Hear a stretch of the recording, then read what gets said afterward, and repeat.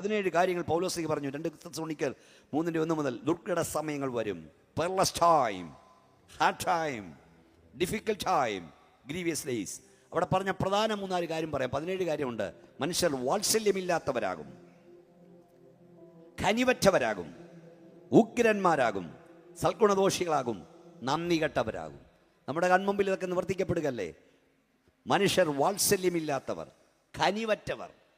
എന്തൊക്കെയാ കാണുന്നത്? അപ്പനെ ആർത്ത് മുറിക്കുക, മീനെ കണ്ടിച്ചിടുന്ന പോലെ, അമ്മയുടെ തലക്കടിച്ച് കൊല്ലുക, എന്തൊക്കെയാ? കൊച്ചു കുഞ്ഞുങ്ങളെ കാലെ പിടിച്ച് വാരി എറിയുക, ഒരു പാലത്തെ നിന്നൊരു കെട്ട് ഇങ്ങനെ വലിച്ചെറിയുന്ന കണ്ട് വള്ളക്കാരി എന്നൊക്കെ ഒരു അമ്മയും മോളൂടെ കൊണ്ടുവന്ന് ഇട്ടിട്ട് പോയതാ. തിരുവല്ലായി കുറേ കാലങ്ങൾക്ക് മുമ്പ് മുനിസിപ്പാലിറ്റിയുടെ ചവറുകൂനെ ഇങ്ങനെ കെട്ടിയിടുമ്പം ഒരു ചോരക്കുഞ്ഞ് എലികൾ കൊന്നിട്ടിരിക്കുന്നു, ഒരമ്മ കൊണ്ടിട്ട് പോയതാ. വേറെയിടത്ത് ഒരു ബസ്ക്കറ്റിൽ ഉറുമ്പ് കടിച്ചൊരു കുഞ്ഞിനെ കൊണ്ടിരിക്കുന്നു. ഓക്കെ, ക്രിക്കറ്റ് കളിച്ചുകൊണ്ടിരിക്കുമ്പോൾ ബോളറുണ്ട് പോയി. പിള്ളേരവിടെ ചെന്നപ്പോൾ അവിടെ പാവക്കുട്ടി പൊക്കിയെടുത്തപ്പോൾ ഒരു കുഞ്ഞാ. വാത്സല്യമില്ലാത്തവർ. പെറ്റതള്ള തന്നെ കുഞ്ഞിനെ, അതൊന്നും ചോദ്യമായിരുന്നു. വലിച്ചെറിയ.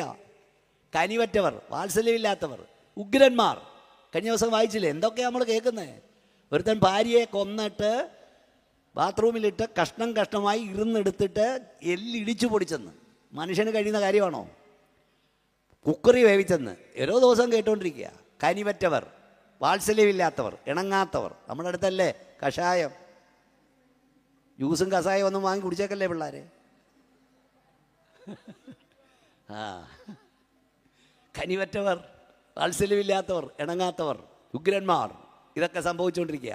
യേശുക്രിസ്തുവിൻ്റെ വരവിൻ്റെ അടയാളങ്ങൾ ലോകം മുഴുവൻ നടക്കുന്നു. ഇനി ഇന്നതോടെ നടക്കാവണമെന്നില്ല. ഭൂമി വാസയോഗ്യമല്ലാതായി തീർന്നു. ഞങ്ങളുടെ പ്രതീക്ഷയും മണ്ണിലല്ല, വിണ്ണിലേക്കാണ്. ഒരു ദിവസം യേശുവിൻ്റെ കാഹളം ധ്വനിക്കും.